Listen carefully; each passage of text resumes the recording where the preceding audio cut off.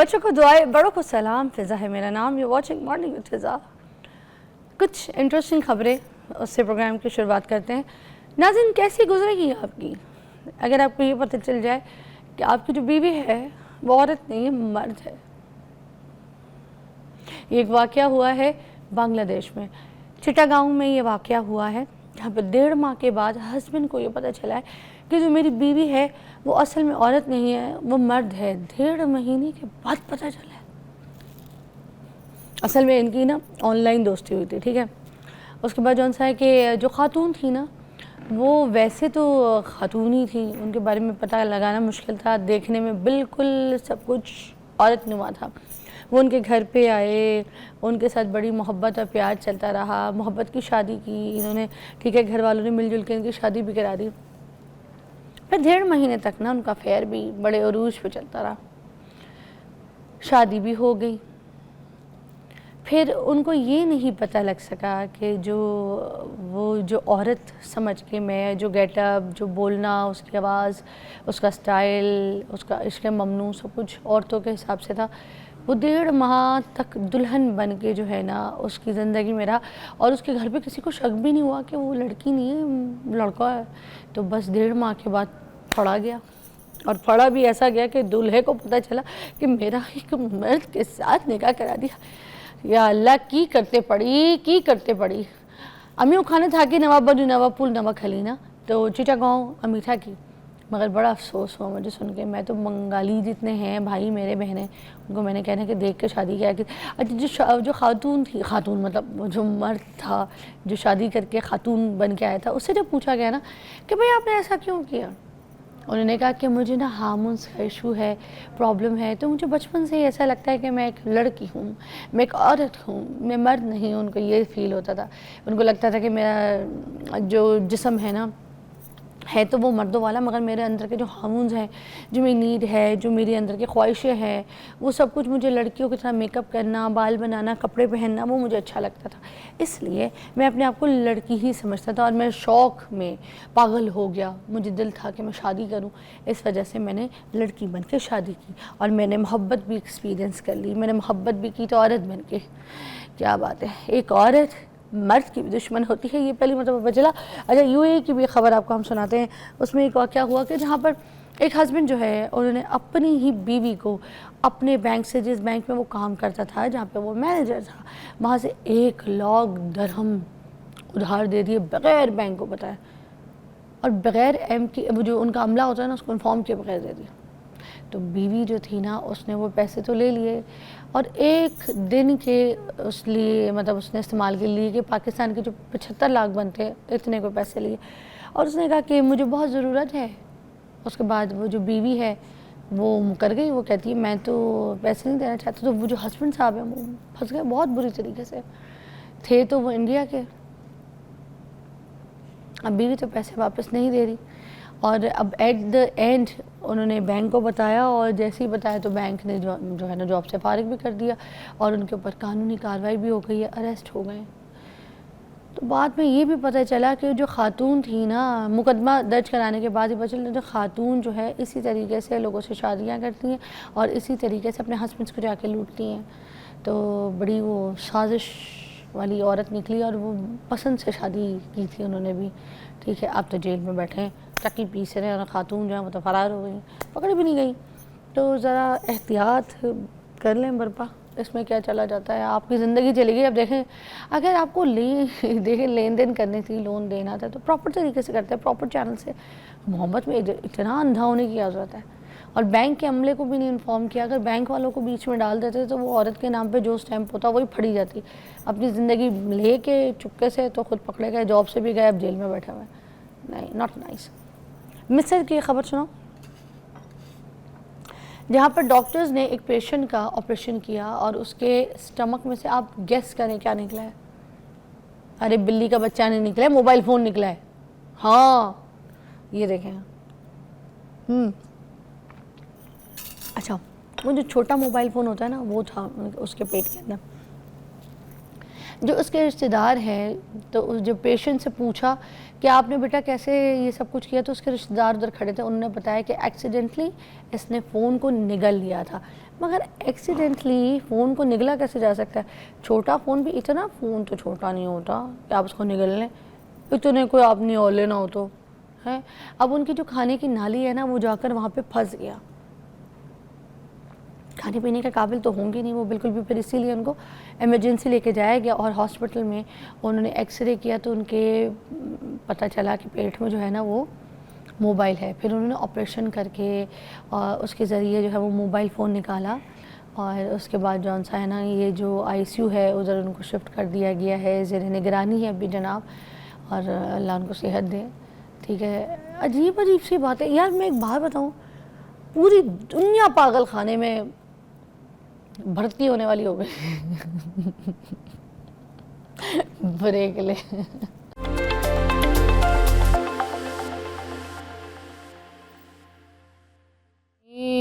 یہ بھی ضروری ہے، اور ہے نا آمنہ، آنکھیں دیجیے مسکارا۔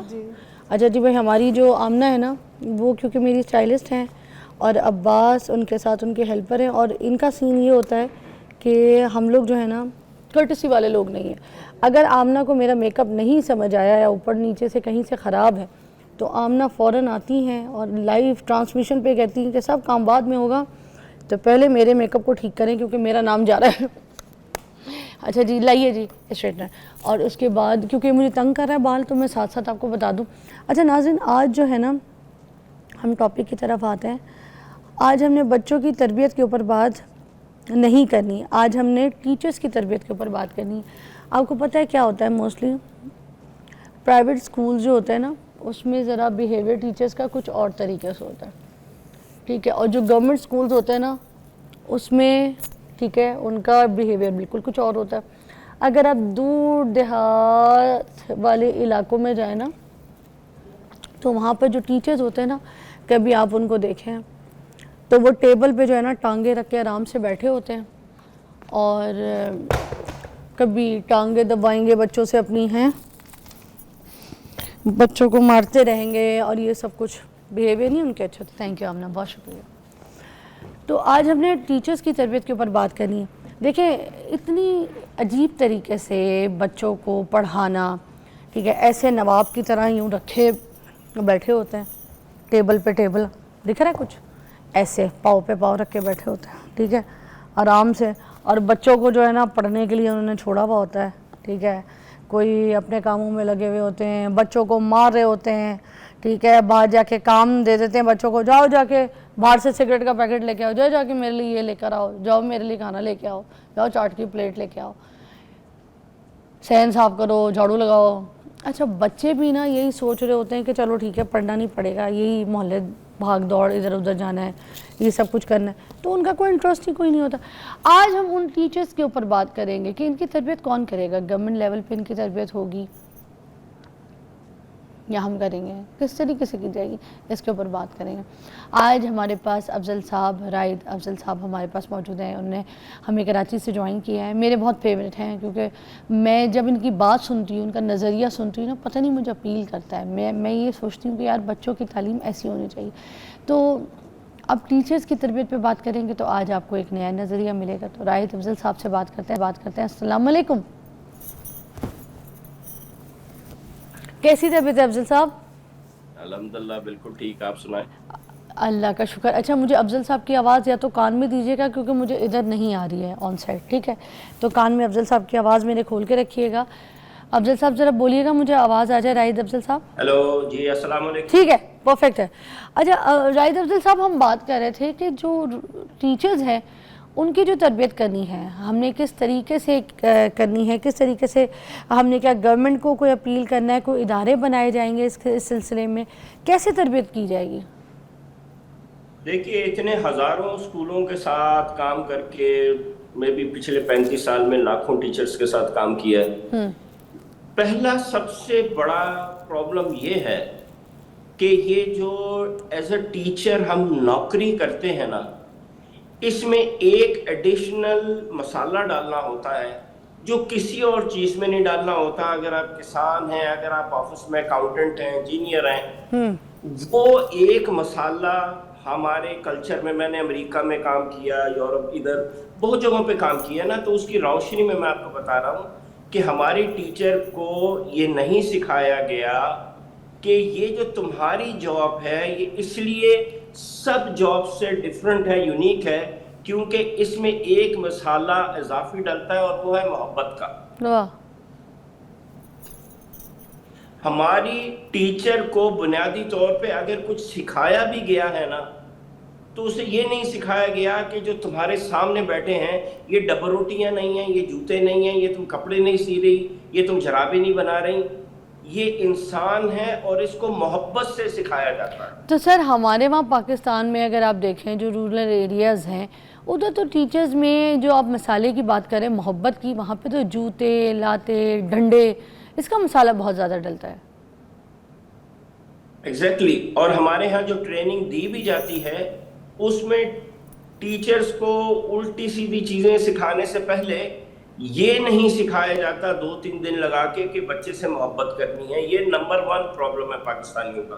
میں نے ہائیلی کوالیفائڈ پاکستان میں ٹیچرز دیکھے ہیں، انہیں بہت ساری ٹریننگز دی گئی ہیں لیکن انہیں محبت کرنا ہی نہیں سکھایا گیا، اور وہ یہ سمجھتے ہیں کہ محبت کرنا تو یہ کیوں ضروری ہے، اتنے سارے اور پروفیشنز ہیں، ڈاکٹرز ہیں، انجینئرز ہیں، اکاؤنٹنٹس ہیں، لائرز ہیں، ان کو تو یہ نہیں سکھایا جاتا محبت کرنا، یہ مجھے کیوں سکھایا جا رہا؟ تو پھر یہ کس طرح سے ہوگا سلسلہ؟ اب یہ کوئی ادارے بنانے پڑیں گے ہمیں جہاں پہ ہم یہ ٹیچرز کو تہذیب سکھائیں، تمیز سکھائیں۔ اس کے بارے میں بات کریں گے، ایک بریکنگ نیوز ذرا ہم اٹینڈ کر لیں، ویل بی رائٹ بیک۔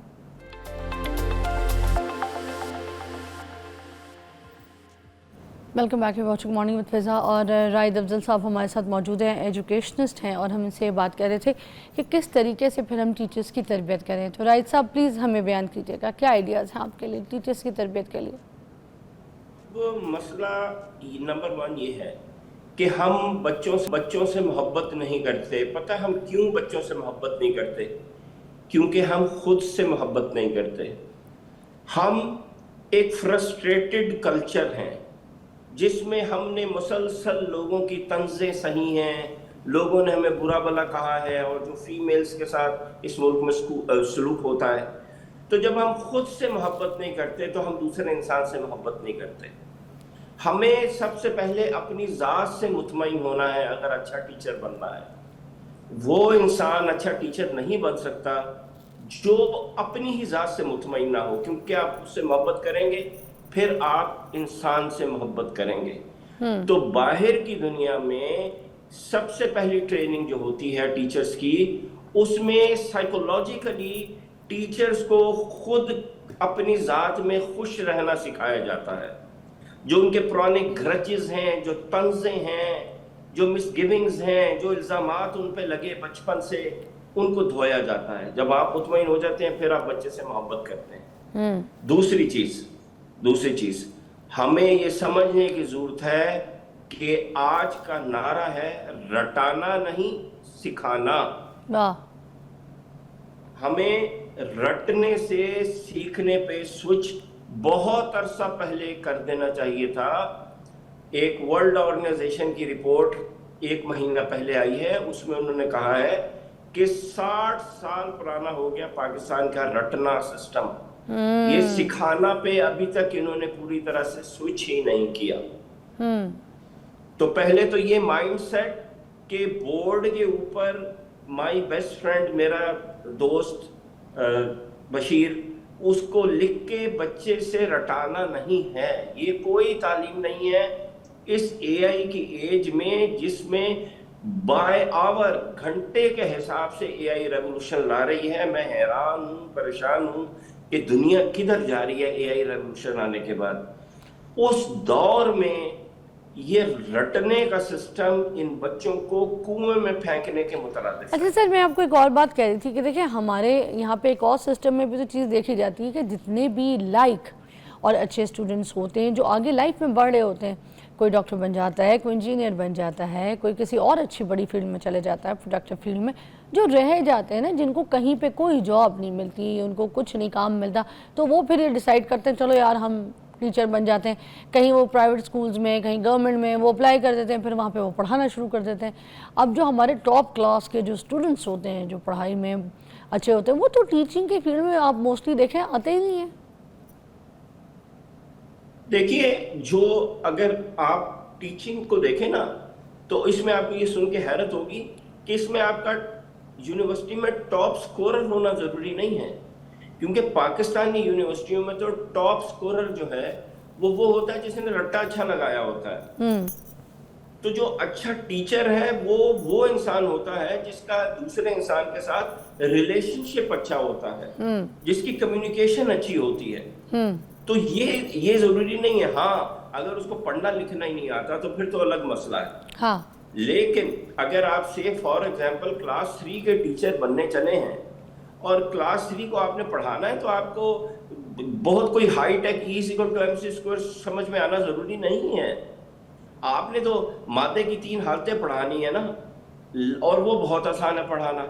تو بیسیکلی آپ وہ مادے کی 3 حالتیں پڑھاتے کیسے ہیں، اس کے لیے آپ کا کیا سٹائل ہے، آپ کی پرسنالٹی کیسی ہے، وہ زیادہ ضروری ہے. اچھا، تو پھر یہ جو ہم بات کر رہے تھے اداروں کی کہ کوئی ایسے ادارے ہمیں بنانے چاہیے یا پھر کسی گورنمنٹ لیول پہ اس پہ کام ہونا چاہیے، تو کیا آپ کو لگتا ہے کہ ہمارے پاکستان میں ان چیزوں کی ضرورت ہے؟ بہت زیادہ ضرورت ہے، کیونکہ اگر ہم تھوڑا سا آگے چلیں، اصل جو اگلی بات آتی ہے وہ یہ ہے کہ ہمارے ہاں پیرنٹس اور ٹیچرز دونوں کو یہ نہیں پتا کہ کس عمر میں بچے کو کون سی چیز نہیں سکھانی چاہیے اور کس عمر میں بچے کو کون سی چیز سکھانی چاہیے. میں آپ کو 2 مثالیں دیتا ہوں. ہمارے ہاں ہمارے ٹیچرز لے لیں، پیرنٹس لے لیں، ہمیں نہیں پتا کہ 4 سال کے بچے کو ہینڈ رائٹنگ، پکی خوبصورت ہینڈ رائٹنگ نہیں سکھانی چاہیے، اسے آ ہی نہیں سکتی. اچھا، نمبر 1. کیوں یہ ساتھ پوچھتی بھی جاؤں گی کیوں؟ جی 4 سال کے بچے کی جو ہینڈ گرپ ہے نا، وہ اللہ تعالیٰ نے اس لیول کی رکھی ہی نہیں کہ آپ اس کو خوبصورت ABCD لکھنا سکھا سکیں. وہ اس کے لیے ناممکن ہے. جو ہم بچوں کو زبردستی کاپیاں لکھاتے ہیں، پورے پیج پہ ABCD لکھواتے ہیں، وہ ہم اس کی صلاحیت سے بڑھ کے اس سے کام لیتے ہیں، جس سے بچے ارلی ایج میں فرسٹریشن کا شکار ہو جاتے ہیں، ایجوکیشن سے متنفر ہو جاتے ہیں، اور وہ نفرت ان کی ساری عمر چلتی ہے ساتھ. اچھا ہاں ہوتے ہیں بچے فرسٹریٹڈ ہوئے ہوتے ہیں، مطلب ان کے اندر نا ایروگنٹ آ جاتا ہے، غصہ رہتا ہے، ہر وقت چڑچڑے رہتے ہیں اس وجہ سے، کیونکہ ہم ان سے کام اس طرح کے لے رہے ہیں. آپ دیکھیے، آپ نے سنا ہوگا کہ بچے کو آتا سب تھا لیکن اس نے امتحان میں نہیں لکھا. ہاں بہت بار ہوا ایسے، ہر گھر میں کسی نہ کسی بچے کے ساتھ چلتا ہے یہ سین. یہ تب ہوتا ہے جب ہم اس کو بہت چھوٹی سی عمر میں اس سے بہت زیادہ ایکسپیکٹ کرتے ہیں کہ لکھو لکھو لکھو. ہمارے ہاں تعلیمی کارکردگی کا معیار یہ ہے کہ بچے نے کتنا لکھا، اس کی ہینڈ رائٹنگ آئی، اس کو ABCD لکھنا آیا کہ نہیں آیا. وہ فرسٹریشن اس کے اندر چلی جاتی ہے، اس کے بعد وہ ایگزام میں اس کی پرفارمنس خراب ہو جاتی ہے. اچھا بچے سر یہاں پہ بچے نے امی ابو بولنا شروع کرنا ہے تو اس کے بعد اسکول دیکھنا شروع کر دیتے ہیں کہ بھائی سامنے گھر کے پاس سے اسکول یہاں ڈال دو. اب وہ بچہ بیگ پکڑ کے، چھوٹا سا بچہ چلا بھی نہیں جا رہا، انگلی پکڑ کے جا رہا ہے ابا کی. جا کس لیے رہا ہے؟ کھیلنے کودنے نہیں جا رہا، کچھ پینٹنگ کرنے نہیں جا رہا، مٹی سے کھیلنے نہیں جا رہا، باغ میں بھاگنے نہیں جا رہا، بال سے نہیں کھیل رہا. وہ کیا جا رہا ہے؟ قلم پکڑ کے، بیگ کا وہ وزن لے کے. تو وہاں پہ اب پہلے گھر میں اپنی امی ابو کو سنتا ہے، یہ مت کرو، یہاں کیوں بیٹھے ہو، یہ کچرا کیوں کیا ہے، یہ ٹوائس کیوں پھیلائے، یہ ہاتھ کیوں گندے، منہ جا کے دھو کے آؤ، دانت کیوں نہیں مانجے. پہلے گھر میں ماں باپ کا پریشر، جب وہاں پہ بچے کو چھوڑ کے آ رہے ہیں، ٹھیک ہے 4-5 گھنٹے کے لیے اسکول میں، وہاں پہ وہ بچے کو پھر وہاں پہ ادھر پریشر، ٹیچر کہہ رہی ہے کھڑے ہو جاؤ، بیٹھ جاؤ، یہ کیوں نہیں کیا، یہ کلاس کوائٹ، چپ ہو جاؤ، یہ ہو جاؤ. اب وہ بچہ دیکھ رہا ہے کہ یار میں کس دنیا میں آ گیا ہوں. اس بچے کا بس چلے تو وہ کہے مجھے بھائی واپس بھیج دو، مجھے کہاں بھیجا ہے. بچپن سے ڈپریشن میں ہم نے ڈال دیا بچے کو. Exactly, depression, straight into depression. ہاں تو یہ ایک ایشو ہو گیا کہ ہمیں یہ نہیں پتا کہ کس ایج میں بچے کو کیا نہیں سکھانا. یہ ایک ایشو ہے. صحیح بات. اور دوسری چیز ہمیں یہ نہیں پتا کہ کس عمر میں بچے کو کیا سکھانا ہے. مثال کے طور پہ بہت امپورٹنٹ بات بتانے لگا ہوں. ہمیں یہ نہیں پاکستان میں پتا کہ 12 سال کے بچے کو ہم نے انٹرپرینورشپ سکھانی ہے. اچھا صرف میٹرک کی تیاری نہیں کرانی. سر ہم تو الجبرا میں پھنسا کے رکھتے ہیں. اب جیسے میری اپنی بیٹی ابھی کلاس 6 میں آئی ہے نا, تو میں اس کا کل سارا کورس وغیرہ لے کر آئی تھی, تو جب ہم لائے تو وہ تو الجبرا کی میتھ کی جو اس کی بک ہے وہ تو دیکھ کے میری خود ہوائیں اڑ گئیں. میں نے کہا یہ سارا اس نے پڑھنا ہے, یہ کیسے کرے گی سارا کچھ. میں نے کہا مجھے تو ٹیچر رکھنا پڑے گا, یہ تو میں نہیں پڑھا سکتی اس کو, کیونکہ بہت زیادہ مشکل ایک دم سے وہ آپ کی میں نے سامنے جو بک آئی میں تو ہل گئی. میں نے کہا کیسے کرے گی یہ. ایگزیکٹلی. تو انٹرپرنورشپ آج اے آئی کے دور میں جو سب سے امپورٹنٹ سبجیکٹ 6 سال کے بچے نے پڑھنا شروع کرنا ہے نا, وہ ہے انٹرپرنورشپ. اے آئی کی مدد سے انٹرپرنورشپ کرنا. پوری دنیا اپنے بچوں کو یہ سکھا رہی ہے اور ہمیں پتہ ہی نہیں کہ یہ سیکھنا ہے. اب اصل بات یہ ہے کہ یہ جو بھی میں نے جتنی باتیں بولی نا, کہ آپ کو یہ پتا ہونا چاہیے کہ کس ایج میں کیا نہیں سکھانا, کیا سکھانا ہے, اور پھر اس کو سکھانا کیسے ہے. یہ سارا آن لائن دو سورسز سے آپ گھر بیٹھے سیکھ سکتے ہیں. نمبر 1, سر ایک سیکنڈ, ایک بریکنگ نیوز ہے, دوبارہ سے ہم جائیں گے واپس آئیں گے. تو یہ جو آپ کا پوائنٹ ہے اس کو ہم کنٹینیو کریں گے, اور ہم بات کریں گے بچوں کی پٹائی اور مار سے جو ان کو سکھایا جاتا ہے. Is that a good tool? Break.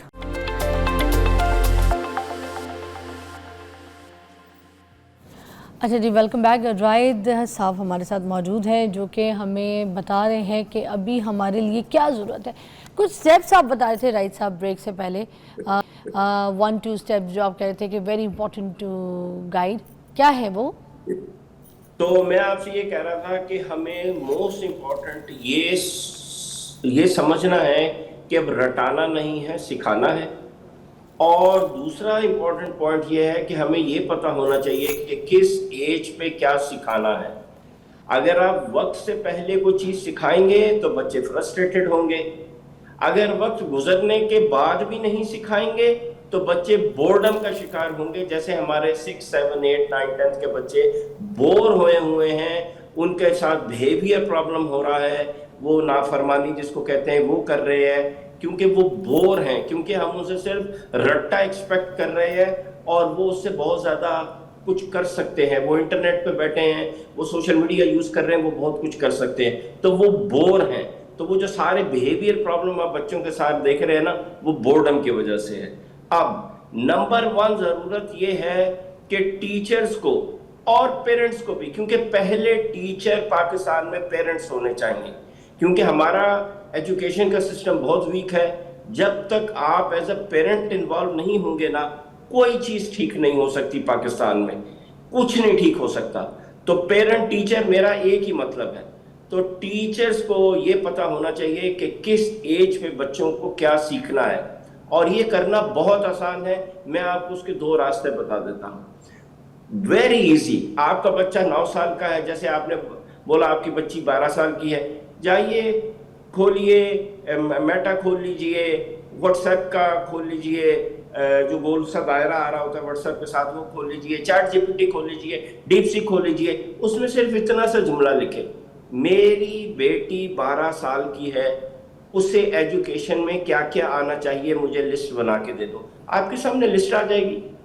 اچھا, آپ کا بچہ 4 سال کا ہے, 5 کا ہے, 6 کا ہے, صرف انٹرنیٹ پہ اس پہ جائیے اے آئی کے اوپر, اور اتنا سا جملہ آپ نے لکھنا ہے, میرا بچہ 6 سال کا ہے, اسے ایجوکیشن میں کیا کیا آنا چاہیے, آپ مجھے ایک پوری لسٹ بنا کے دے دو. آپ کے سامنے لسٹ آ جائے گی. نمبر 1 آسان کرنے طریقہ. نمبر 2 طریقہ یہ ہے کہ ہماری ویب سائٹ پہ چلے جائیں, east.education پہ, free of cost Hare class کے ٹارگیٹس ہم نے وہاں ڈالے ہوئے ہیں. وہاں اپنے بچے کی کلاس پہ جائیں, انگلش, اردو, اسلامیات, اس میں ہم نے آپ کو یہ بتایا ہے کہ آپ کے بچے کو سیکھنا کیا ہے. سیکھنا کیا ہے, انگلش میں اسے کیا آنا چاہیے. یہ نہیں کہ ناؤن کی ڈیفینیشن آنی چاہیے, نہیں, اسے کریٹو رائٹنگ آنی چاہیے, کتنی آنی چاہیے, بولنا آنا چاہیے, کتنا آنا چاہیے.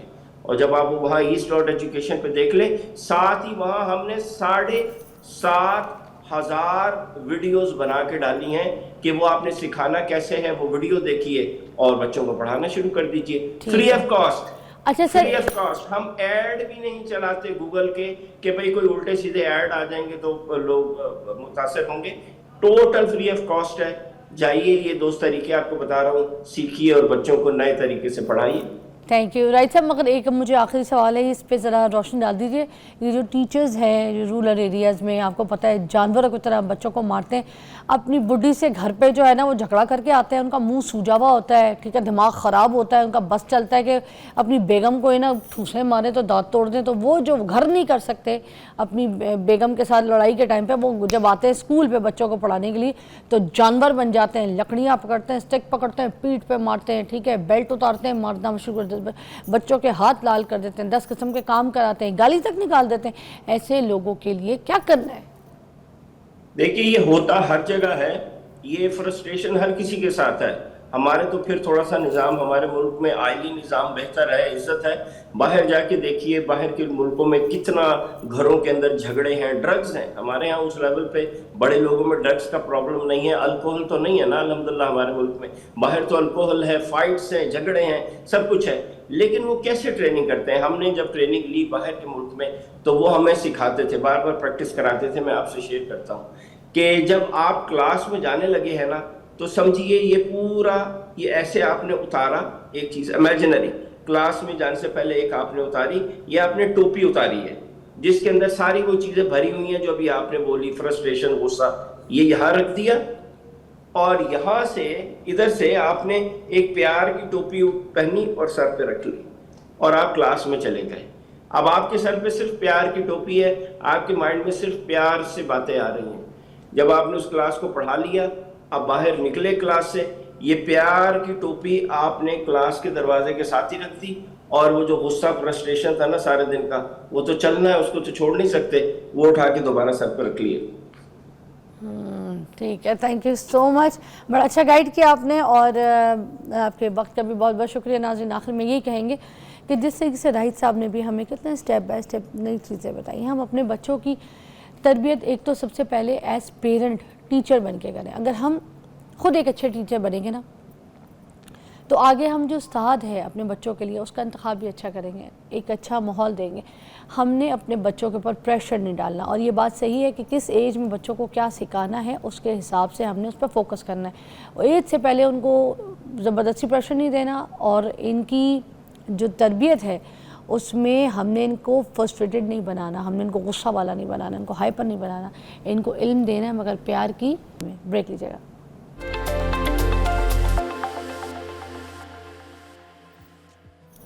جی ویلکم بیک۔ اب ہم بات کریں گے ناظرین وہ مسئلہ جو اکثر لوگوں کو ہو جاتا ہے، ناظرین بڑھاپے میں تو ہو ہی جاتا ہے مگر اب نوجوانوں کو بھی ہو رہا ہے، وہ ہے جوڑوں کا درد، ٹھیک ہے۔ اب اس میں ایک چیز ہوتی ہے جس کو کہتے ہیں ریموٹائڈ آرتھرائٹس۔ اب یہ کیا چیز ہوتی ہے؟ آٹو امیون ڈیزیز ہے یہ، ٹھیک ہے۔ عام لوگوں کو جو ہے نا اس کے بارے میں پتہ نہیں ہوتا یہ ہے کیا چیز، ایک تو انفارمیشن ہی نہیں ہوتی کہ یہ ہو کیوں رہا ہے نا۔ عام جو جوڑوں کا درد ہے، اور اس میں جو ہے فرق کیا ہوتا ہے، اس میں کس طریقے سے آپ کی باڈی جو ہے وہ ریئیکٹ کرتی ہے۔ اچھا میں آپ کو ایک ایگزامپل دے دوں پھر ہم پروگرام کو آگے لے کے چلتے ہیں۔ کل میرے پاس ایک خاتون آئی تھی، جنت بی بی تھی، جو آخری سٹوری سیگمنٹ میں آئی تھی، اور وہ 88 کی تھی، نہ ان کے جوڑوں میں درد ہے نہ ان کی کمر میں درد ہے، ٹھیک ہے۔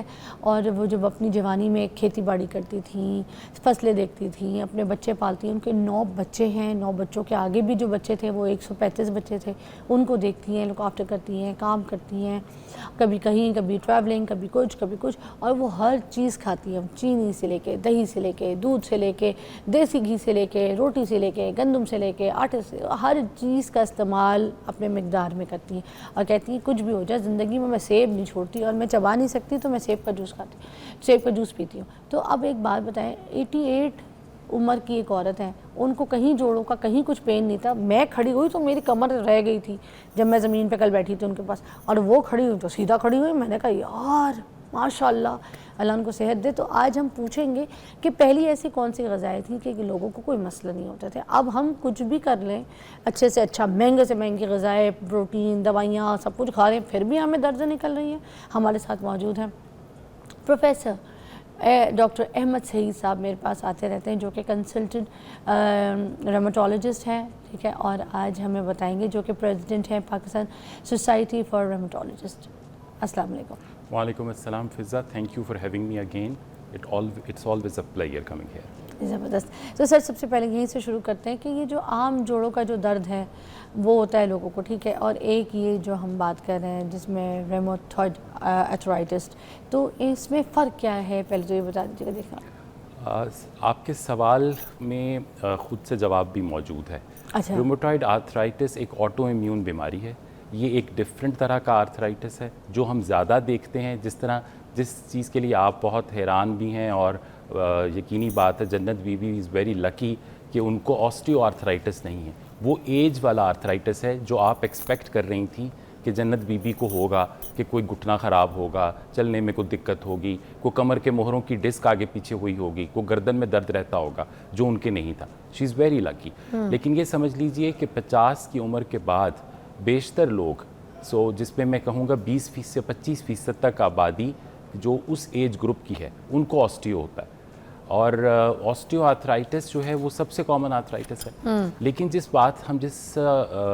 جوڑوں کے درد کی اور مرض کی آج ہم بات کر رہے ہیں وہ رومیٹائڈ آرتھرائٹس ہے.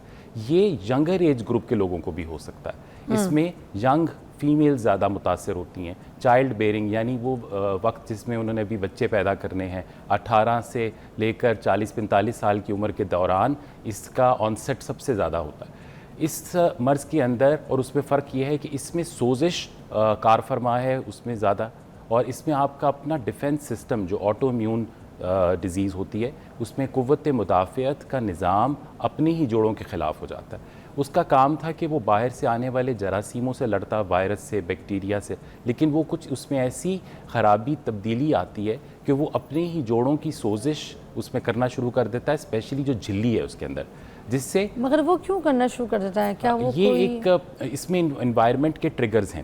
جیسے کچھ انفیکشنز ہیں جن کی وجہ سے ایسا ہونے کا امکان ہو سکتا ہے. لیکن جو ایک نون جو انوائرمنٹل ٹریگر ہے وہ ہے اسموکنگ. اسموکنگ ایک نون رسک فیکٹر ہے فار رومیٹائڈ آرتھرائٹس. جو اسموکر حضرات ہیں اب وہ سمجھ لیں کہ وہ صرف دل کی بیماریوں یا لنگ کے کینسر ہی سے متاثر نہیں ہوتے، یا COAD جس کو ہم پھیپھڑوں کا ایک خاص مرض کہتے ہیں جس کو دمہ کہا جاتا ہے دائمی، ان کو رومیٹائڈ آرتھرائٹس ہونے کا بھی رسک ہے. تو اسموکرز کو اسموکنگ چھوڑنی چاہیے. ایک تو یہ وجوہات آ گئیں. لائف سٹائل کا جہاں تک سوال ہے اس میں سر یہ سموکنگ والے چین سموکر ہوں گے یا پھر یہ نارمل سموکنگ جو کبھی کبھی شوق risk of smoking number of cigarettes کے ساتھ اور نمبر آف ایئرز، اس کو ہم پیک ایئرز آف سموکنگ کہتے ہیں، جتنا وہ بڑھتا جاتا ہے اتنا پھر اس کا رسک بھی بڑھتا جاتا ہے. سر اس میں ویپ اور یہ شیشہ بھی شامل ہے؟ جی بالکل، ویپ اور شیشہ بھی شامل ہے، بیکاز ٹبیکو کے جو ایلیمنٹس ہیں وہ سب شامل ہیں.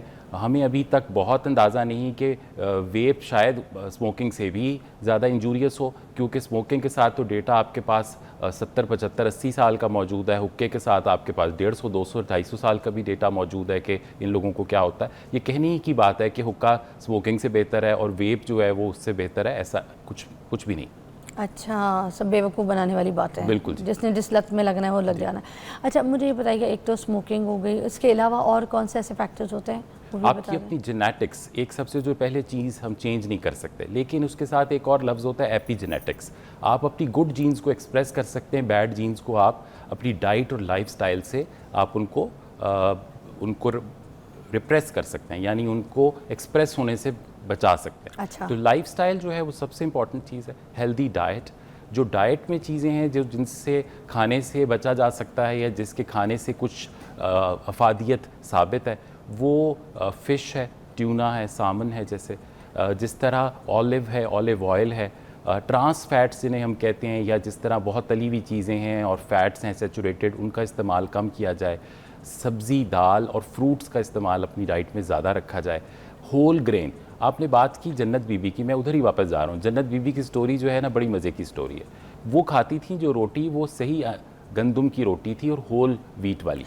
وہ آج کی پروسیسڈ ڈائٹس نہیں تھی. وہ جو اب ہمارے بچے پیزا کے اوپر جو چیز لگا ہوا کھاتے ہیں، جو چکن یا وہ جو سوسیجز کا ہوتا ہے، وہ سب پروسیسڈ ہے اور میدے والا پیزا ہے، آپ کو پتہ ہے. تو یہ چیزیں دیکھیے کہ ویسٹرن ورلڈ کا جو ڈائٹ ہے، وہ ساری ڈائٹس ان کی خراب نہیں ہیں، یا جو ہم نے ان سے انہیرٹ کی ہیں. ہم نے یہ بھول گئے بالکل کہ اسی ریجن جہاں سے پیزا آیا تھا، وہاں پہ میڈیٹرینین ریجن میں دیکھیں کہ وہ کھاتے کیا ہیں. ان کے ہاں تو سب سے زیادہ بلکہ سیلڈز اور فروٹس ویجیٹیبلس ٹیونا یہ سب چیزیں ہیں وہاں پر, سامن ہے وہاں پر, لیگیومز ہیں جس کو دالیں بولتے ہیں, بینز ہیں, تو these are all very healthy foods we should consume. ہر چیز ہے, ریسبیری ہے, بلو بیری ہے, ہر طریقے کی بیریز وہاں پہ موجود ہیں اور عام available, people are having it.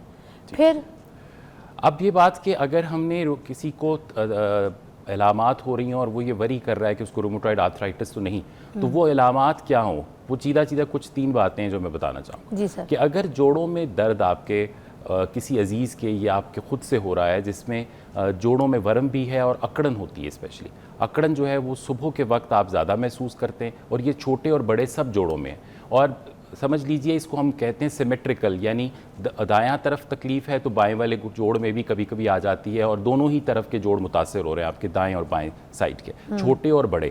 اور عمومی طور پہ یہ تکلیف اگر آپ کو 6 ہفتے سے زائد رہ رہی ہے اور صبح اٹھتے ہیں تو آپ کو آدھا گھنٹہ لگتا ہے جسم میں کڑاؤ تناؤ کھچاؤ ہوتا ہے, تو یہ بالکل علامات ایسی ہیں, آپ کو رومیٹولوجسٹ کو ملنا چاہیے اور بات کرنی چاہیے اس سے کہ کیا مجھے رومیٹوئڈ آرتھرائٹس تو نہیں, اور وہ کچھ ٹیسٹ آپ کو سجیسٹ کر سکتا ہے, جس میں ایک ٹیسٹ ہے رومیٹوئڈ فیکٹر, NTCCP اینٹی باڈیز ہیں, کچھ اور بلڈ ٹیسٹ ہیں جس میں سوزش کا پتہ چلتا ہے, جس طرح ESR ہے, CRP ہے, اور معائنہ. یہ جو معائنہ ہے جوڑوں کا, یہ عمومی طور پہ عام ڈاکٹرز بہت اچھا نہیں کر پاتے, کیونکہ ان کے ٹریننگ میں وہ معائنہ اس طرح سے سکھایا اور پڑھایا نہیں گیا جس طرح سے پیٹ کا معائنہ یا جس طرح سے پھیپھڑوں کا اور دل کا معائنے کے اوپر ہمارے ایکیڈیمک ایئرز کے اندر جب ہم ڈاکٹرز بنا رہے ہوتے ہیں, کیونکہ میرا تدریس سے تعلق ہے, میں پڑھاتا بھی ہوں میڈیکل کالج میں, تو جس طرح ہمارے زمانے میں ان چیزوں پہ زور زیادہ تھا, اور مسکولوسکیلیٹل سسٹم کا ایگزامینیشن, جوڑوں کا معائنہ, کندھوں کا, گھٹنوں کا, یہ بہت کم سکھایا جاتا تھا, اس کے اوپر زور کم تھا. لیکن اب مسکولوسکیلیٹل ایگزامینیشن کے اوپر بہت ہم زور دیتے ہیں, کیونکہ یہ diseases are the one of the top causes of disability all over the world. So اس لیے اس کے اوپر اب بہت زور ہے, اس کے ڈپارٹمنٹس ہونے چاہیے, اس کے پڑھانے والے میڈیکل کالجز بھی ہونے چاہیے, تاکہ پہلے نمبر پہ ہم جو ڈاکٹرز ہیں ان کو ایجوکیٹ کریں تاکہ وہ ڈائگنوز کر سکیں, اور وہ صحیح تشخیص تبھی ہوگی جب ڈاکٹر جانتا ہوگا کہ مریض کے علامات کیا ہیں. ٹھیک ہے سر, ایک بریک لیں گے, ول بی رائٹ بیک. آپ دیکھتے رہیے مارننگ وتھ فیضا.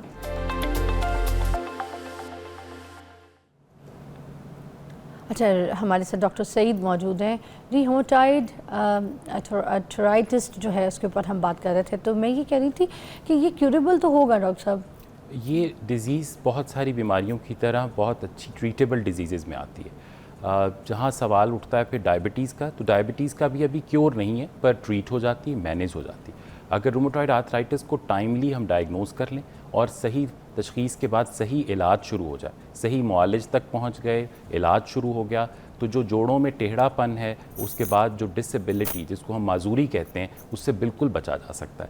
اس کی جو ادویات ہیں وہ بہت جو شروع میں ادویات جو دیتے ہیں ہم, وہ اتنی مہنگی بھی نہیں ہوتی, لیکن ہاں اگر ڈیزیز کسی کی ایسی ہو جو عام ادویات جن کو ہم کنونشنل دوائیاں یا ڈیزیز ماڈیفائنگ اینٹی رومیٹک ڈرگس کہتے ہیں, جن میں میتھوٹریکسیٹ ہے, لیفلونامائڈ ہے, اگر ان سے وہ کنٹرول نہیں ہوتی تو 3 سے 6 مہینے میں ہی ان کو وہ ادویات جو یا بایولوجکس کہلاتی ہیں یا ٹارگیٹڈ تھیراپیز ہیں, جیسے کینسر کی بات کرتے ہیں ہم, تو کینسر میں اب اتنی کیمو تھیراپیز اور اتنی چیزیں آ گئی ہیں کہ اب ان کا کیور ممکن ہے. تو اسی طرح ان ڈیزیزز کا بھی, جو رومیٹوئڈ آرتھرائٹس اور اس سے ملتی جلتی اور آٹو امیون ڈیزیزز ہیں, ان کے لیے بھی ٹارگیٹڈ تھیراپیز موجود ہیں, جو اورل بھی ہیں, اب کھانے کی گولیاں بھی ہیں جن کو ہم جیک انہیبیٹرز بولتے ہیں, اور وہ سستی بھی ہیں. اب ساری زندگی کھانی پڑتی ہے. ہاں جی, دوا آپ کو لائف ٹائم تو کہنا شاید بہت مناسب نہیں ہوگا, لمبا عرصہ کہنا درست ہوگا. علاج اس کا بہت لمبے عرصے بھی کرنا پڑتا ہے, اور عمومی طور پہ لوگوں کو لائف لانگ دوائیاں کھانی پڑتی ہیں. عورتوں میں ہے یا پھر مردوں میں زیادہ پایا جاتا ہے؟ جو رومیٹوئڈ آرتھرائٹس ہے, اس کی شرح عورتوں میں مردوں کے مقابلے میں زیادہ ہے. سو تقریباً آپ سمجھ لیجئے کہ 2.5 سے 5% تک خواتین جو ہیں وہ اس مرض کا شکار ہیں, جبکہ مردوں میں یہ شرح 1% تک ہوگی. تو اس لیے اگر اس کو سوچا جائے اس طرح, تو خواتین جو ہے وہ 3 گنا زیادہ اس مرض میں مبتلا ہوتی ہیں. اچھا خواتین ایسا کیا کرتی ہیں جو ان کو یہ بیماری زیادہ ہو جاتی ہے؟ اس کا تعلق کچھ جو بایولوجیکل چیزیں ہیں ان سے بھی ہے، یعنی جو آپ کے ہارمونز ہیں جس کو ایسٹروجنز کہتے ہیں، سیکس ہارمونز ہیں، ان سے بھی ان کا تعلق ہے۔ اس لیے بہت ساری چیزیں خالی انوائرمنٹ اور جینز پہ نہیں ہوتی۔ جب ہم بات کرتے ہیں کہ ایک مرض خواتین میں زیادہ ہے تو عورتوں میں، تو عمومی طور پہ اس کو پھر ہم جوڑتے ہیں خواتین کے جو سائیکل میں جو ان کے ہارمونز ہیں، ایسٹروجن ہے، اس کے ساتھ۔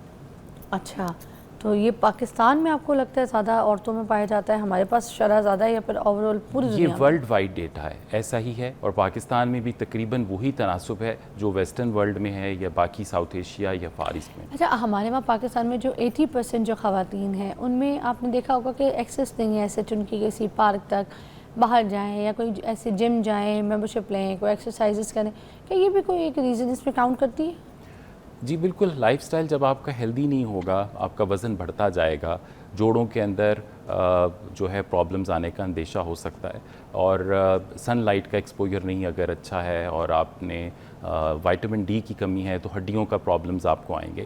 بٹ ڈائریکٹلی اگر آپ یہ کہیں کہ ان سب چیزوں کا لنک جو ہے وہ رومیٹوئڈ آرتھرائٹس سے ہے تو یہ غلط ہوگا، لیکن انڈائریکٹلی بہت ساری لائف سٹائل کی چیزیں جو ہیں وہ افیکٹ کرتی ہیں ہمارے سسٹم کے اوپر، جن سے یہ بیماریاں پیدا ہو اب سکتی ہیں۔ موسٹلی جو ڈاکٹرز ہوتے ہیں وہ کہتے ہیں اچھا ٹھیک ہے آپ دھوپ میں نہیں بیٹھ سکتے تو پھر آپ ایک کام کریں، وائٹامن ڈی کا انجیکشن جو ہے وہ آپ پی لیں، یا پھر آپ یہ جو سنی ڈی کی جو گولیاں آتی ہیں، آپ کو پتہ ہے موسٹلی لوگ اس کو بڑے استعمال کرتے ہیں، تو جو وائٹامن ڈی کی گولیاں اور انجیکشن پینا، از دیٹ اوکے؟ پھر ہم یہ لے سکتے ہیں وائٹامن ڈی کے لیے؟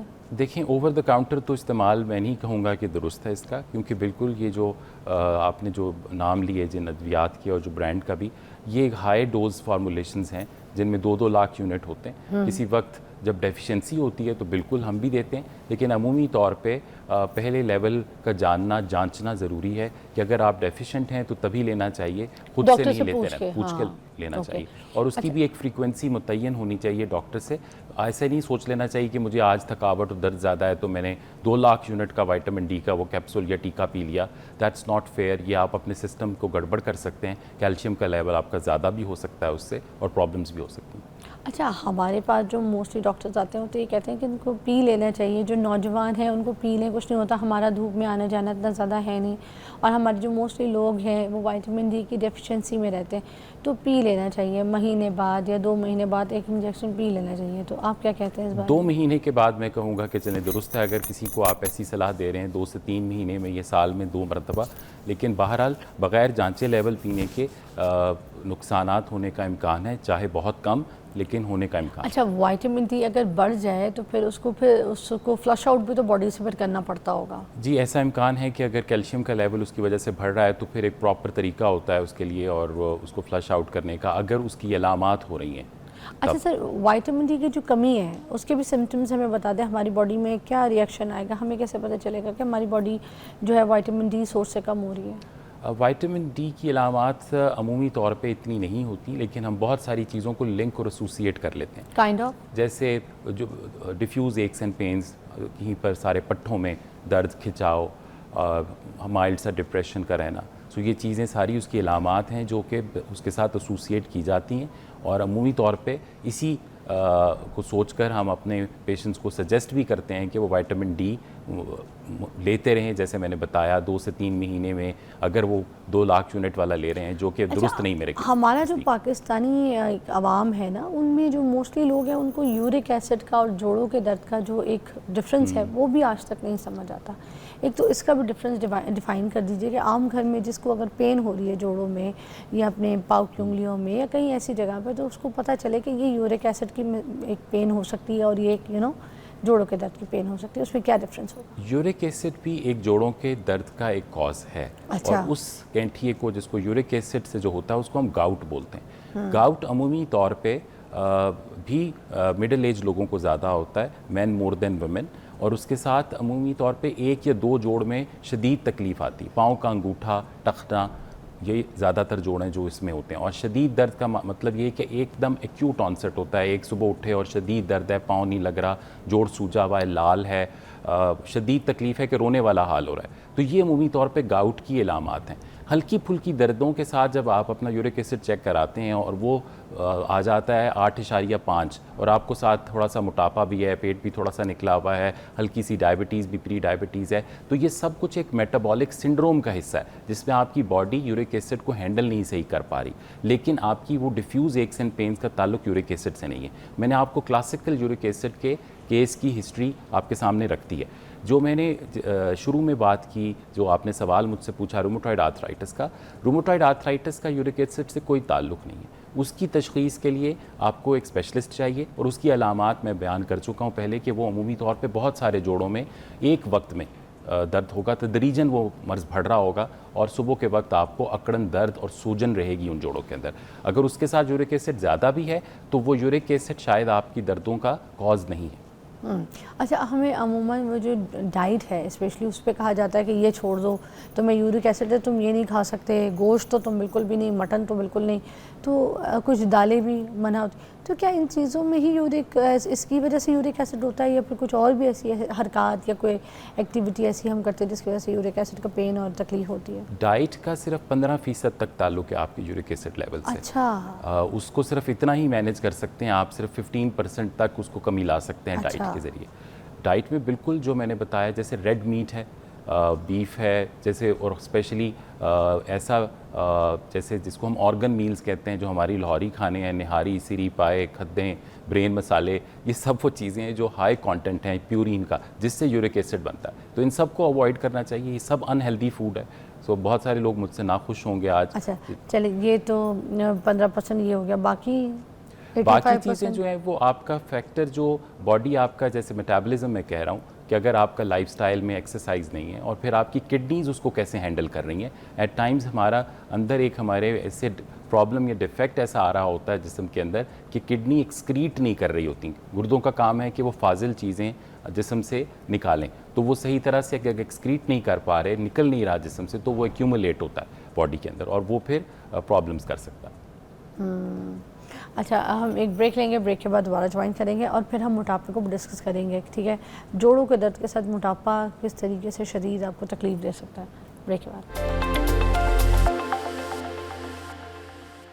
اوکے جی, ڈاکٹر سعید احمد صاحب جو ہیں ہمارے ساتھ موجود ہیں, اور ہم بات کر رہے ہیں جوڑوں کے درد کے بارے میں.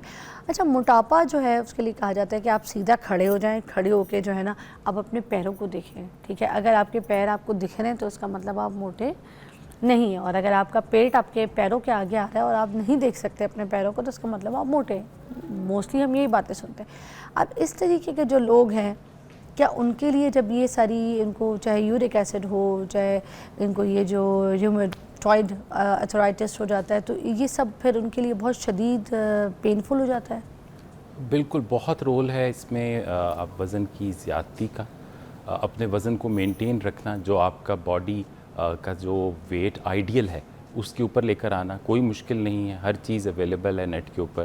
سو آپ اپنی ایج ڈالیں, اپنا وزن ڈالیں اس وقت, اور اپنی ہائٹ ڈالیں, تو آپ کا باڈی میس انڈیکس جسے کہتے ہیں, بی ایم آئی نکل آئے گا. بی ایم آئی کیلکولیٹر لکھیں گے اگر گوگل کریں گے تو وہ نکل آئے گا.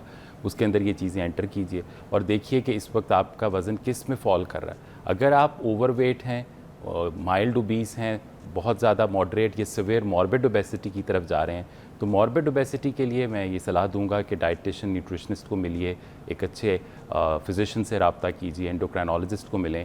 اس کو بھی بیماری علیحدہ سے سمجھیں, کیونکہ اوبیسٹی بہت ساری بیماریوں کی ماں ہے, جن میں سے ڈائبٹیز ایک ہے, جن میں دل کی بیماریاں ہیں, اور ان میں جوڑوں کے امراض سر فہرست ہیں. جو اوبیسٹی کے ساتھ لنک کیے جاتے ہیں جوڑوں کے امراض, وہ زیادہ آسٹیو آرتھرائٹس ہے, جو گھٹنوں کا آرتھرائٹس ہے, کمر کے مہروں کے مسئلے ہیں جس میں سلپ ڈسک ہے جیسے, اور گھٹنوں کے اندر کی جو گدی گھس جاتی ہے جسے ایج کے ساتھ چینجز کہتے ہیں, وہ موٹاپے کے ساتھ بہت زیادہ لنک ہے. اور اگر آپ اپنے وزن میں مناسب حد تک کمی کر لیتے ہیں, جس کو آئیڈیل باڈی ویٹ تک تو پہنچنا کسی بہت اوبیس شخص کے لیے اتنا آسان نہیں ہوگا, لیکن اس میں جو ریسرچ کہتی ہے کہ اگر 10% تک اگر آپ اپنا وزن کم کر لیتے ہیں تو یہ آپ کے گھٹنوں کی ہیلتھ کے اوپر خاطر خواہ افیکٹ کرے گا, اور اس سے آپ کا پروگریشن ڈیزیز کا, اگر ابھی آپ کی ڈیزیز درمیانی ہے اسپیشلی, اور اگر بہت ایڈوانس نہیں, تو اس کے آگے بڑھنے کے امکانات سلو ہوتے جائیں گے.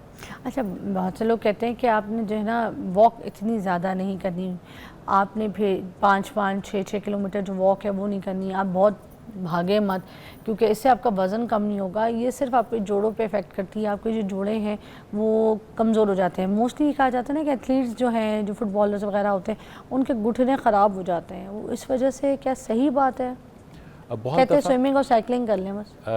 بہت دفعہ جو بہت ہائی امپیکٹ سپورٹس ہیں, جیسے آپ نے ذکر کیا فٹ بال ہے, باسکٹ بال ہے, ان میں انجریز بھی بہت ہوتی ہیں پلیئرز کو, جس کی وجہ سے جو ٹراما ہے, جو انجری ہے لیگمنٹ کی, اس کی وجہ سے ان کی کارٹلیج جلدی کھسنا شروع ہو جاتی ہے اور ان کو آسٹیو آرتھرائٹس ہوتا ہے. تو اس لیے ماڈریٹ رکھنا ایکسرسائز کو بہت ضروری ہے. ایک خاص عمر کے بعد اب اگر کوئی 50 اینڈ ابو ہے اور اس نے پہلے رننگ کی ہی نہیں, اور اگر اب وہ سوچ رہا ہے کہ وہ ایک دم بھاگنا شروع کر دے, تو یہ اس کے جوڑوں میں ایک دم درد بھی آئے گا, اور گھساوٹ کا عمل جو شروع ہو چکا ہے وہ اس کو تنگ کرنا شروع ہو جائے گا. تو جب بھی ایکسرسائز شروع کریں تو ایکسرسائز کو ابتدا اس طرح کیجئے کہ آہستہ آہستہ تدریجاً اس کو بڑھائیے. ایک دم سے بہت زیادہ کوشش نہ کیجئے کہ ایک ہی دن میں 5 کلومیٹر ہم چلیں گے. اگر ایسا ہوگا تو اگلے 2 ہفتے آپ پھر بستر پہ لیٹ جائیں گے. اچھا سر, اور ایک اور چیز یہ ہوتی ہے کہ جب موٹاپا کم کرنے کے لیے جم جوائن کی جاتی ہے تو پہلے تو ان کو اپنی غذا کا سمجھ کچھ نہیں آتا, کہ کچھ کھائے پیے بغیر فاقہ کر کے بھوکے ہو کے تو ایک کپ بلیک کافی پئیں گے, جو سوشل میڈیا پہ دیکھیں گے اچھا بلیک کافی سے ویٹ کم ہو جاتا ہے, بلیک کافی پئیں گے, اس کے بعد اس میں ایپل سائڈر ونیگر وغیرہ پانی میں ڈال کے پی کے چلے جائیں گے, اور جا کے پھر جم کریں گے. جب ایک چیز اٹھائیں گے, کوئی ایک ویٹ کریں گے یا پھر ٹریڈ مل پہ بھاگیں گے, تو اس کے بعد تو ان کو غوطے آنا شروع ہوتے ہیں, چکر آنا شروع ہوتے ہیں, فینٹ ہو رہے ہوتے ہیں لوگ. بالکل, اسی لیے کیونکہ ہم ایک پروفیشنل ایڈوائس نہیں لے رہے, ہم صرف جو میڈیا پہ دیکھ رہے ہیں ہم اس کو فالو کر رہے ہیں. اور ایک بھیڑ چال آپ جیسے کہہ رہی ہیں, جو ٹریڈ مل ہے, ٹریڈ مل اٹ سیلف کبھی کبھار گھٹنوں کے لیے بہت اچھی نہیں ہوتی, کیونکہ اگر آپ اس کو بہت سٹیپ کر رہے ہیں, انکلائن کر رہے ہیں اس کو, اور اس کے اوپر اگر آپ بھاگ رہے ہیں, چل رہے ہیں, تو یہ ایک آپ کی جو نارمل چال ہے, جو آپ کی ایک گیٹ ہے, یہ اس سے ذرا فرق چیز ہوتی ہے, جس سے آپ کے گھٹنوں پہ سٹریس بھی پڑ سکتا ہے. تو one has to be really cautious. کچھ لوگوں کی آواز آنا شروع ہو جاتی ہے نا گھٹنوں میں سے, جی, جو ٹریڈ مل کی وجہ سے. جی, جو کریکنگ ساؤنڈز آنا جو جوائنٹ میں سے ہیں, یہ ایک تو نارمل جوائنٹ سے بھی آ سکتی ہیں, اور پٹھوں کی کمزوری کی وجہ سے بھی آ سکتی ہیں, کہ پٹھے اگر ٹھیک نہیں تو جو چپنی ہے پٹیلا, وہ بھی رگڑ کھاتا ہے. تو ینگ لوگوں میں یہ عموماً ہوتا ہے, اٹھتے بیٹھتے ان کو جوڑوں میں سے آواز آتی ہے. وہ بھی صرف ایکسرسائز سے بہتر ہوتی ہے. جو ایکسرسائزز جب ہم ذکر کر رہے ہیں ان میں, تو وہ اسٹرینتھننگ ایکسرسائزز ہیں, جو ضروری نہیں کہ بھاگ کر کی جائیں. وہ آپ اپنے یوگا میٹ کے اوپر بھی, اپنے بیڈ کے اوپر بھی, بیٹھے بیٹھے بھی وہ ایکسرسائزز کر سکتے ہیں, جو گھٹنوں کے امراض کے لیے بتاتے ہیں. آئسومیٹرک کوادریسیپس اسٹرینتھننگ ایکسرسائزز اسے کہتے ہیں. اچھا, کچھ لوگ نماز پڑھ رہے ہوتے ہیں, بیٹھے ہوتے ہیں, بیٹھ کے اٹھتے ہیں, اور یہ نوجوان نسل میں زیادہ دیکھا جاتا ہے.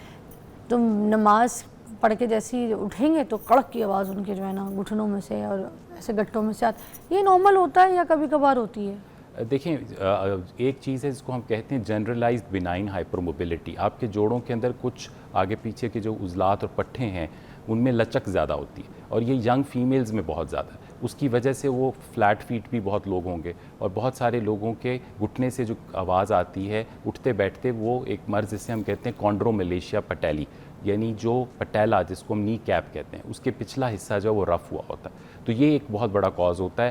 ینگ فیمیلز میں جو سیڑھی چڑھتے اترتے ان کو تکلیف ہوتی ہے, یا نماز میں بیٹھ کر اٹھتے وقت جو وہ آپ جو کہہ رہی ہیں جو ساؤنڈ ان کو کریکس آتی ہیں, وہ اس کی وجہ یہ ہوتی ہے. اچھا, اور یہ جو مالشیں ہوتی ہیں, مساج ہوتی ہے, جیسے زیتون کے تیل میں کلونجی کے ڈراپ ڈال کے گرم کر کے اچھی مساجیں اگر کروائی جائیں تھیراپی ٹائپ کی, تو کیا وہ کام آتی ہیں جوڑوں کے درد کے پین کے لیے, ریلیف کے لیے؟ کیونکہ بندہ جب درد میں ہوتا ہے تو اتنی پین کلر کھائے تو وہ بھی کڈنی خراب کرنے کے باعث بن سکتا ہے.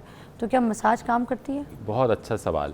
مساج کا کوئی بہت رول نہیں ہے. ہاں, تھوڑا بہت ڈیپ ٹیشو مساج یا اس سے آپ کا ریلیف ٹیمپرری تو ہو سکتا ہے, لیکن لانگ ٹرم اس کا کوئی فائدہ نہیں. میں اس کا عمومی طور پہ کہتا ہوں, جو مساج والا ہے اس کو فائدہ ہو رہا ہے کیونکہ اس کی ورزش ہو رہی ہے, اس کو پیسے مل رہے ہیں, لیکن آپ کو اس کا کوئی فائدہ نہیں ہو رہا. اور جو تیل بیچنے والا ہے مساج کا, جو لکھا ہوا آ جائے گا, میں نام نہیں لے رہا اس پر, کل ایک میں نے مین بولیوارڈ کے اوپر سینٹر آف دا سٹی میں نے ایک اشتہار دیکھا ہے جس کے اوپر لکھا تھا جوائنٹ اور ساتھ کچھ اور لکھا تھا. تو میں نے اپنی مسز کو کہا, جو happens to be actually medical doctor, public health expert and dietician, تو میں نے کہا دیکھو اب یہ سب لوگ یہی لگایا کریں گے جوڑوں کے اوپر, اور اسی سے اپنے جوڑوں کی درد کا علاج کریں گے, کیونکہ اس کی اتنی ایڈورٹیزمنٹ ہوگی. This is so very bad. Thank you so much. آپ نے بہت اچھی طریقے سے ہماری رہنمائی کی ہے. ڈاکٹر سعید ہمارے ساتھ موجود تھے اور انہوں نے جس طریقے سے ہمیں گائیڈ کیا, اگر ہم تھوڑا سا فالو کریں احمد سعید صاحب کی باتوں کو, تو پھر ہم اپنے ان دردوں کو, ان بیماریوں کو اپنے جسم سے دور رکھ سکتے ہیں. بہت خیال رکھیے اپنا. ایک بریک کے بعد ملتے ہیں.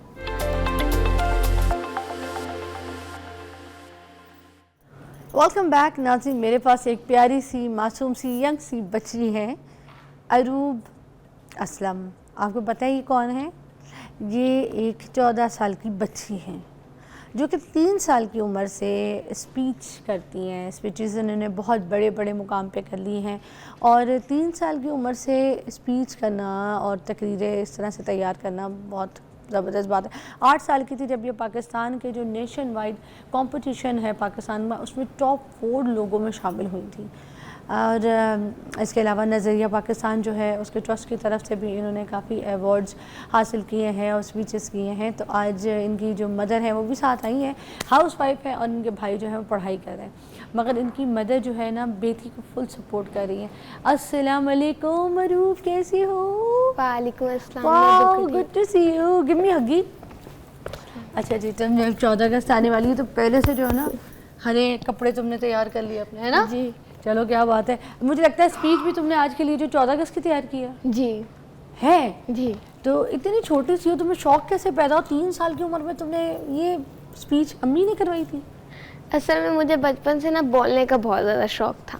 ہاں. تو میری ماما نے بولا کہ کیوں نہ اس بولنے کو ہم اچھی جگہ یوز کریں, تو پھر میں نے اسپیچ کرنا اسٹارٹ کی اور مجھے مزہ بھی آنے لگا, تو اپنے آپ کے سامنے کھڑی ہوں. تو 3 سال کے بچے تو پٹر پٹر بس بولتے رہتے ہیں, ان کو کیا پتا اسپیچ ہوتی کیا ہے؟ نہیں, میں اچھا اور ان بولتی کی تھی. تو اپنی خود کی اسپیچ تھیراپی صحیح نہیں ہوتی ہے. میں اچھا بولتی تھی, اس لیے میری ماما نے پھر مجھے یاد کرانا شروع کی. ہاں. اور پھر میں نے کی. تو ابھی تمہاری جو اسپیچ ہے اس میں اچیومنٹس جو ہیں وہ ساری کوئی بتاؤ, جو میں نے بتائی ہیں اس سے ہٹ کے بھی کچھ ہیں جو رہ گئی تو بتاؤ نا. اسکول میں بچپن سے کرتی آ رہی ہوں. پھر کوئی بھی جگہ ٹیچر جیسے کہتی تھی کہ آج ہم نے یہاں جانا ہے, تو ایک دن میں مجھے ٹیچر کہتی تھی کہ کر لو گی, میں بولتی تھی ٹھیک ہے ٹیچر کر لوں گی. تو اس طرح زیادہ تر ہے. چلو پھر آج جو تیار کی ہے وہ کون سی کی ہے, کس بارے میں ٹاپک کیا ہے؟ پاکستان کے دفاع کو مضبوط تر بنانے میں ہر ایک کو انتہائی اہم کردار ادا کرنا ہے. گیو می 5. اور یہ آپ کا کیمرہ ہے, جی ٹھیک ہے, اس میں دیکھ کے آپ شروع ہو جائیں. چلیں جی, اروب کے لیے تالیاں. میرا آج کا موضوع سخن ہے پاکستان کے دفاع کو مضبوط تر بنانے میں ہر ایک کو انتہائی اہم کردار ادا کرنا ہے. جناب صدر بانی پاکستان قائد اعظم محمد علی جناح کے یہ عظیم اور بصیرت افروز الفاظ ہمیں ایک انتہائی اہم ذمہ داری کا احساس دلاتے ہیں. یہ محض ایک جملہ نہیں بلکہ صدائے بیداری ہے جو ہر پاکستانی کے دل میں حب الوطنی کا چراغ روشن کرتا ہے. ملک و ملت کے تحفظ کو یہی اعلان ہے, سب سے اعلیٰ سب سے پہلے اپنا پاکستان ہے. جناب صدر یاد رکھیے, دفاع صرف بارود سے نہیں ہوتا بلکہ اتحاد, کردار, تعلیم اور حب الوطنی سے ہوتا ہے. جب ایک استاد ایک طالب علم کو ایمانداری سکھاتا ہے, جب ایک مزدور رزق حلال کماتا ہے, جب ایک طالب علم اپنے علم و ہنر سے قوم کا نام فخر سے بلند کرتا ہے. میرا آج اسٹیج پہ کھڑے ہو کے اپنے وطن کی محبت میں تقریر کرنا, دراصل یہ سب پاکستان کے دفاعی سپاہی ہیں. صدا ہم رہیں گے وطن کے نگہباں, صدا ہم رہیں گے وطن کے نگہباں, وطن اپنا کعبہ, وطن اپنا ایمان. جناب صدر 2025 مئی کی حالیہ جھڑپ دراصل دشمن کا غرور توڑ دینے والی داستان ہے. دشمن نے ہمیں کمزور سمجھ کے للکارا, مگر پاک فوج کے جوانوں, آسمان کے شاہینوں, سمندر کے محافظوں نے دشمن کے ناپاک ارادوں کو زمین بوس کر دیا. اور ان مشکل لمحات میں جب وطن نے آواز دی تو یہ جوان یہ کہتے ہوئے آگے بڑھے, اے وطن تو نے پکارا تو لہو کھول اٹھا, اے وطن تو نے پکارا تو لہو کھول اٹھا, تیرے بیٹے تیرے جانباز چلے آتے ہیں. جناب صدر اس حالیہ جھڑپ نے ہمیں یہ بتایا ہے کہ ہمیں قائد اعظم محمد علی جناح کے فرمان پہ دل جوئی سے عمل کرنا ہے. ہمیں بھی فن لینڈ اور سنگاپور کی طرح جدید علوم سیکھنے ہیں۔ اے نگارے وطن تیری حرمت کی قسم کھاتے ہیں، تیرے دفاع کو مضبوط بنانے میں اہم کردار ادا کریں گے۔ اے وطن تیرے کھیت لہلہاتے رہیں، اے نگارے وطن آج کے دن ہم یہ عہد کرتے ہیں، تیری تعمیر و ترقی کا پرچم بلندیوں پہ لہرائیں گے۔ میں آخر میں بس یہی کہنا چاہتی ہوں، میرا دل تیری محبت کا جاں بخش دیار، میرا سینہ تیری حرمت کا سنگیر حصار۔ اے میرے محبوب وطن تجھ پہ اگر جاں ہو نثار، میں یہ سمجھوں گا ٹھکانے لگا سرمایہ تن۔ شکریہ۔ واہ واہ واہ واہ، شاباش ہے، اتنا اچھا تم نے ماشاءاللہ کتنا اچھا پرفارم کیا ہے۔ اچھا جی، یہ جو اسپیچ ہے آپ لکھتی ہیں، آپ محنت کرتی ہیں، کن کی کوشش ہوتی ہے؟ امی کی پکی پوری؟ لکھنے کا تو ماما ہی لکھتی ہیں اور پھر یاد میں کر لیتی ہوں۔ آئیے ذرا آپ کو مائک دیجیے گا، آپ آئیے میرے پاس آئیے، آپ کی امی کو بھی بلاتے ہیں۔ دیکھیں اتنی اچھی بچی جو کہ اتنا اچھا پرفارم کر رہی ہے پاکستان کی دفاع کے لیے، کتنے خوبصورت لفظوں کے ساتھ، اتنے پیارے چناؤ کے ساتھ، ٹھیک ہے، موتیوں کی طرح آپ نے لفظ چنے۔ آئیے جی آنٹی، تو کیا خوبصورتی سے اس نے پرفارم کیا، مجھے لفظ بڑے پیارے لگے، اس کا جذبہ بھی بڑا اچھا۔ وعلیکم السلام، تشریف رکھیے گا، آئیے جی، کیسی طبیعت ہے؟ ٹھیک ہے، آئیے جی۔ اچھا جی، آپ کا کیا نام ہے؟ میرا نام زیب النساء ہے۔ بیٹا گڑیا زیب النساء جی، مجھے بتائیں کہ اتنے پیارے لفظ کا جو چناؤ آپ کرتی ہیں، لکھتی ہیں، یہ آپ نے کیسے سیکھا؟ کیا تعلیم ہے آپ کی؟ میری انٹر ہے۔ مائک پاس کر کے۔ ہاں، میری انٹر ہے۔ اچھا انٹر ہے۔ کیا کرنا چاہتی تھی، کیا شوق تھا آپ کو جو بچی میں دیکھ رہی ہیں؟ اصل میں یہ تو بول سکتی ہیں، اور شاید میں شائی پرسن ہوں، پر میں وہ بندہ ہوں جو شاید کیمرے کے پیچھے تو اچھا پرفارم کر لے، لیکن کیمرے کے آگے تھوڑا نروس ہو جاتا ہے۔ تو بچی کے لیے بھی یہی ہے کہ اس کے لیے جب مجھے پتہ چل گیا کہ میرا بچے میں ٹیلنٹ ہے بولنے کا، اور وہ اچھی بولتی ہے، جب بچہ سیکھتا ہے ایک لفظ تو وہ پورا جملہ بولتی ہے۔ جب لوگ مجھ سے کہتے تھے کہ یہ آپ سکھاتی ہیں، تو مجھے لگتا تھا کہ اس بچی کو ایک مجھے کچھ کرنا چاہیے، بچے کے اندر ایک ٹیلنٹ ہے، مجھے اندر ایک فیل ہو گیا، مجھے محسوس ہو گیا۔ تو پھر میں نے یہ سوچا کہ اسے یہ اچھا بولتی ہے تو اسے کس سائڈ پہ لگانا چاہیے۔ تو یہ اچھا بولتی تھی، اور 3 سال کی عمر میں یہ پھر سپیچز کرنا شروع ہو گئیں، تو اس پہ پھر میں نے اس کو یہ اس سائڈ پہ، تقریروں کی سائڈ پہ، جس کے پازیٹیو سائڈ پہ لگا دیا۔ ایسے کون سے خواب تھے آپ کے جو پورے نہیں ہوئے اور آپ بچی کی صورت پہ دیکھنا چاہتی ہیں آپ؟ اور وہ خواب آپ بچی کو دکھا بھی نہیں ہوں گی؟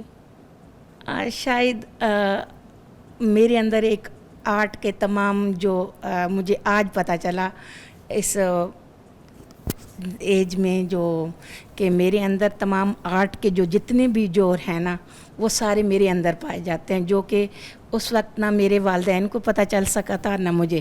تو آپ کو لگتا ہے کہ جو پیرنٹس ہیں ان کو دیکھنا چاہیے کہ بچے کے اندر کیا شوق ہے، کیسے سکلز ہیں، کس طرف اس کا راستہ رجحان جو ہے وہ زیادہ ہے، پیرنٹس کو اس کو چن کے سپورٹ کرنا چاہیے۔ آپ سے مجھے یہ سیکھنے کو مل رہا ہے کہ بچوں کی ایج نکل جائے اس سے پہلے ان کے اندر سے ان کے ٹیلنٹ کو نکالنا چاہیے، نہ کہ جیسے اب آپ کو اب پتہ چلا ہے کہ آپ کے اندر یہ چیز ہے، تو پیرنٹس جو ہیں وہ پتہ کر لیتے ہوتے ہیں۔ Thank you so much.